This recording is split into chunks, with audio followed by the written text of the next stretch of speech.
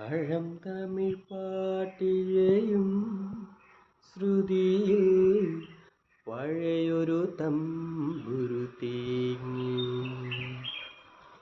മണിച്ചിത്രത്താഴിനുള്ളിൽ